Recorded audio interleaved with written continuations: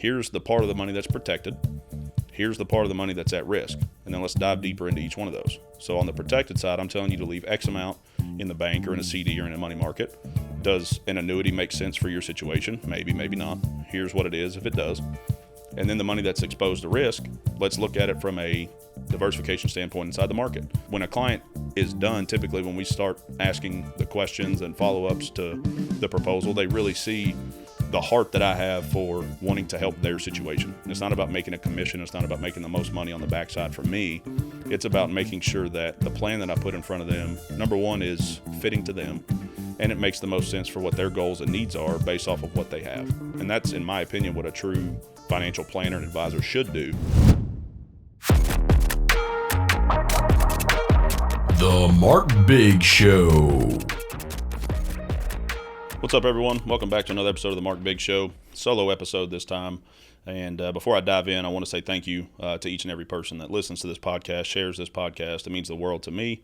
And I would ask that you share this with people that you think may get some value or benefit from either previous guests or some of the information that I share as time goes on. This is truly just a podcast where I'm trying to just add value to any person that comes in contact with it. So I think it has a little bit of something for everyone, whether or not it's business related, investment related, tax related, just life and general business related. I think there's a little bit of something that anyone can grasp from this. So do me a favor, like this and share this podcast on YouTube, Spotify, Apple Music, wherever it is that you listen to it. And again, thank you so much for even taking the time out of your day and your schedule to listen to me yap for a little bit. As you know, I'm a financial advisor. I own Biggs Financial Services located here in Bowling Green, Kentucky. And I've mentioned in previous episodes that we dive into live in-person events with clients, and typically how those things are set up is we'll have a dinner venue, local steakhouse here in town is where I've done most of them to this point. But basically we go through a presentation of what we believe to be true as true financial planners at Biggs Financial Services. And so what that looks like is a process called the 5 cornerstones of financial planning. And for some people that's, boring and this, that, and the other thing. But for anybody that's trying to truly grow their wealth, build their assets so that they can look forward to retirement and live comfortably in retirement, it matters. And so the 5 cornerstones of financial planning are investments, taxes, insurance, retirement, and estate planning.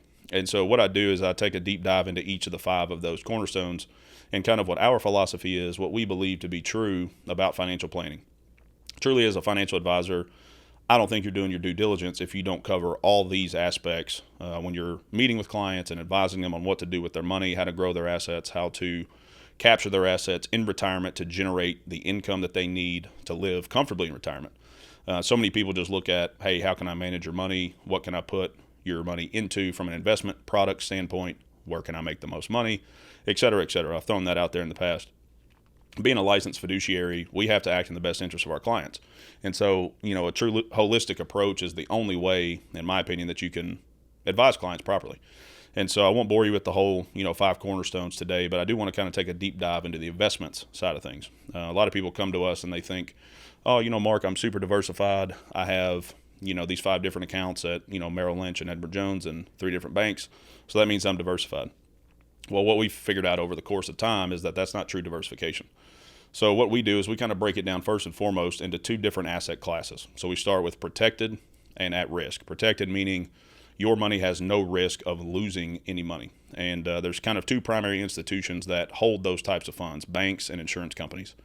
So with banks, you have your normal products like your checking and savings accounts, CDs, money markets, things like that. Insurance companies also compete with banks to gather people's money and their assets because that's how they make money as well. So what they do is they provide different types of products as well, such as cash value life insurance, fixed and index annuities, guaranteed insurance contracts, multiple things like that. So that kind of looks at a client's assets from a protected standpoint. All that means is whatever product that's in, whatever the bells and whistles and features of that product is, there's no risk for the client to lose any of their principal. It's protected, and that's where most people feel the most safe, obviously, because they know that, the FDIC insures bank accounts up to a certain amount, and the State Association of Insurance guarantees insurance companies in the same way. And so a lot of people look at diversification as just meaning they have multiple separate accounts. So we start with that. We start with the protected side to see, do you have any products in your portfolio that are protected, meaning they're safe? And then from there, you look at the other side of the coin, which would be your at-risk investments.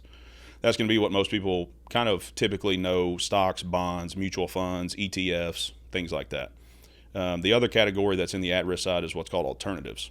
And so alternatives can include a lot of different things like REITs, commodities, oil and gas, limited partnerships, cryptocurrency. A lot of people is familiar with Bitcoin and Ethereum and some of the other cryptocurrencies. That would be considered an alternative asset class. But all that means is between the stocks and bonds and mutual funds, ETFs, your crypto, your real estate investment trusts, all those various things, those things have risk of loss. Meaning if you put in X amount of dollars, based on what the market does, the company's performance is, you have the ability to make money, but you also have the ability to lose some of your principal as well.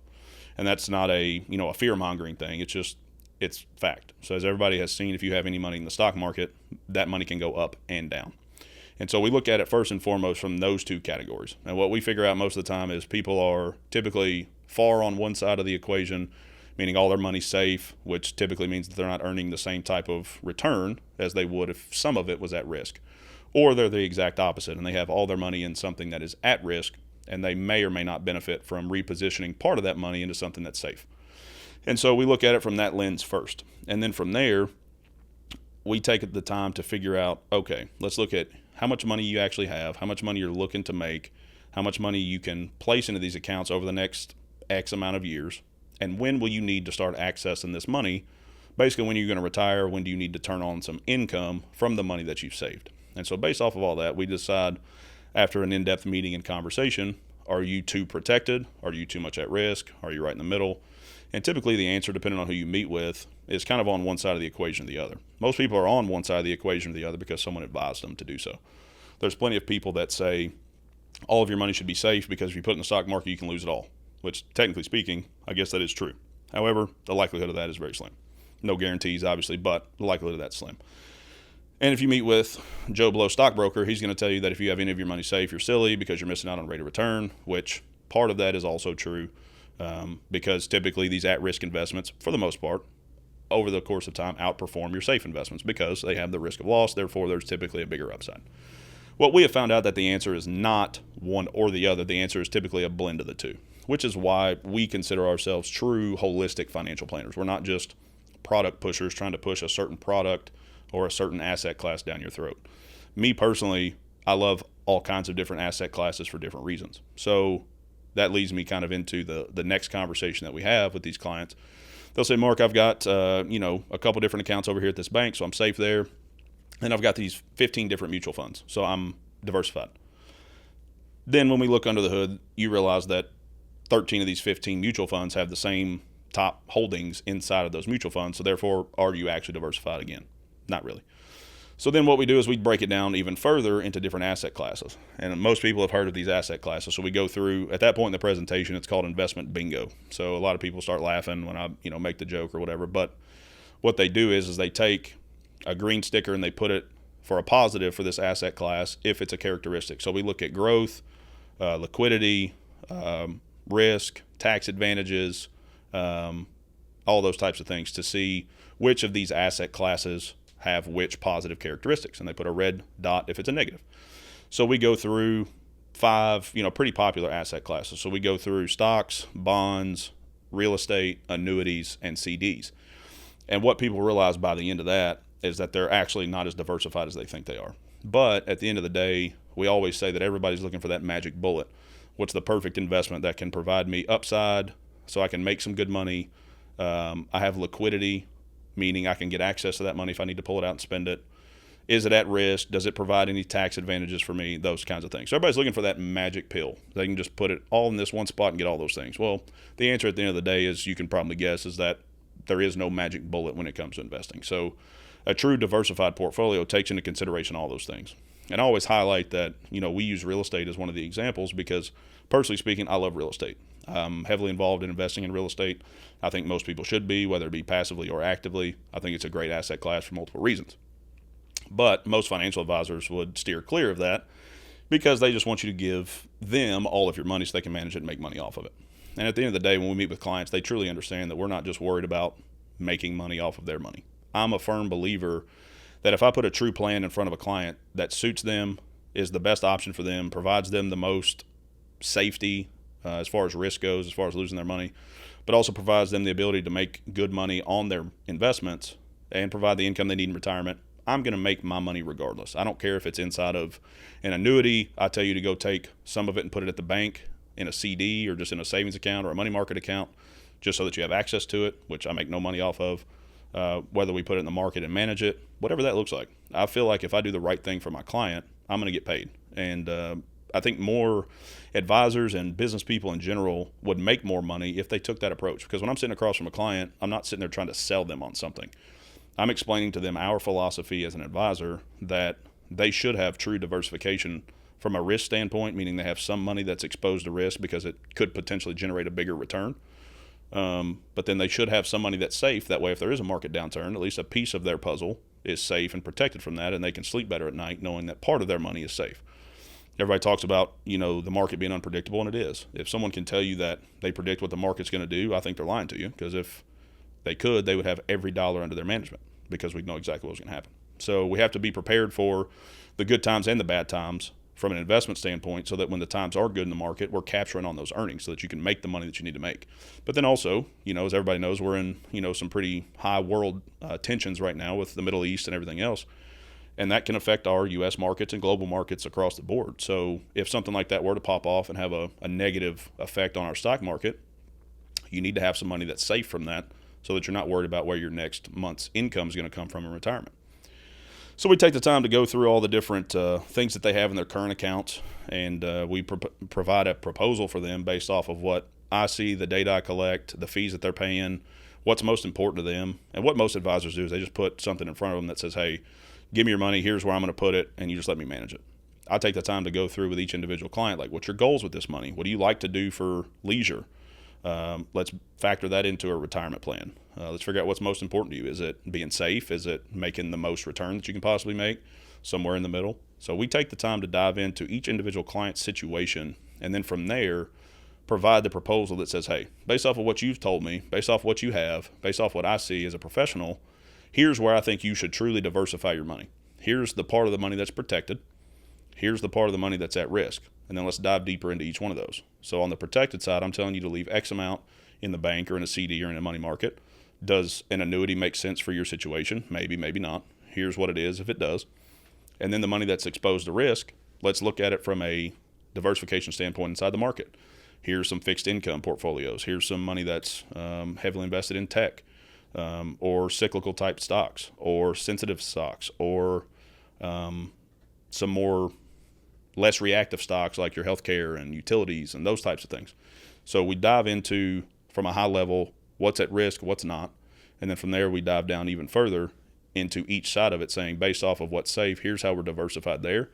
And on the money that's exposed to risk, here's how we're diversified there. And then when a client is done, typically when we start asking the questions and follow-ups to the proposal, they really see the heart that I have for wanting to help their situation. It's not about making a commission. It's not about making the most money on the backside for me.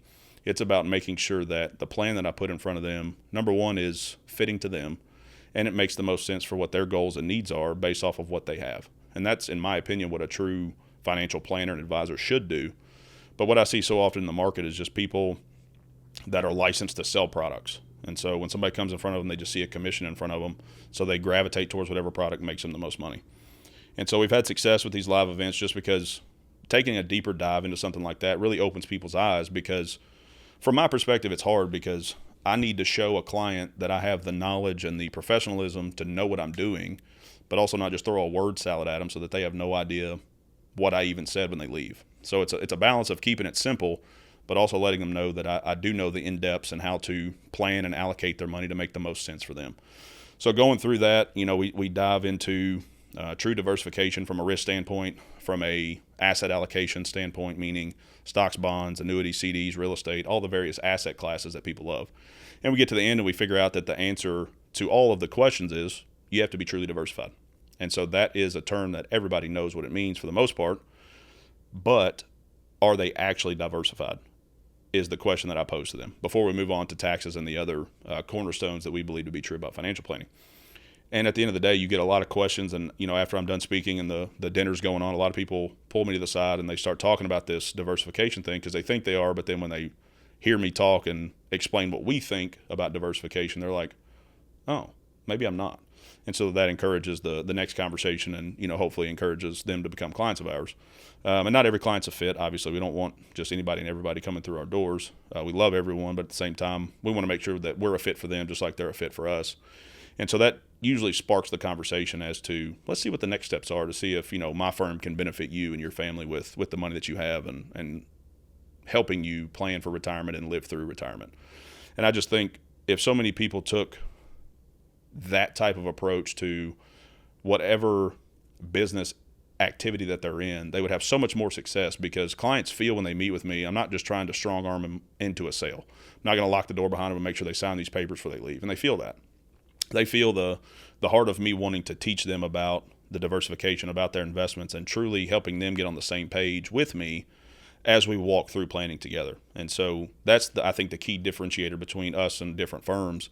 Not only that we're holistic in the fact that we believe in both sides of the business, meaning safe money and at risk.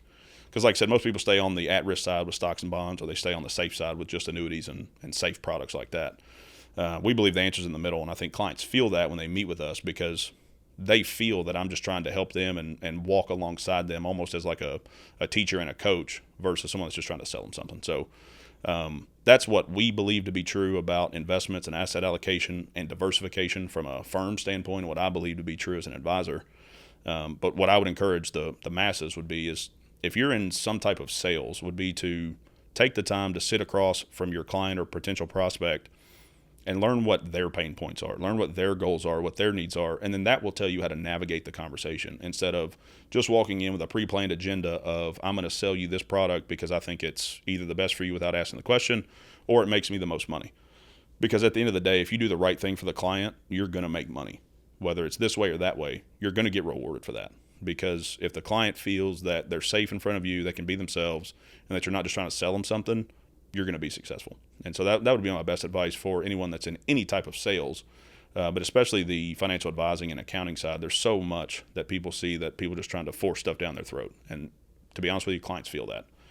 I've been on the other side of that as an investor. I had an advisor when I was playing pro baseball, and looking back, I just felt he was a great guy, good advisor, but I just felt like every time I was in there, I was just getting sold something different. And so that feeling is something that I've always carried with me to make sure that I'm not replicating that in front of my clients. I want my clients to know that I'm here for them. And once again, I believe that if I do the right thing for you and your family, I'm going to get paid. And I'm going to get paid down the road too, because if I do the right thing and you feel at home and you feel respected and like I did the right thing for you, you're more prone to tell somebody else to do that too with me. So that'd be my best advice to anybody that's in sales to begin with. But at the end of the day, that's what we believe to be true about investments and asset allocation at Biggs Financial. So hope that benefits you. Hope that serves you well. If you're ever in this area when we have live events, please feel free to reach out. Love to get you in that room so that you can hear what we believe about the 5 cornerstones of financial planning, but that's the investment cornerstone there. So hope that benefits you, and can't wait to see you guys next time on the Mark Biggs Show. See you soon.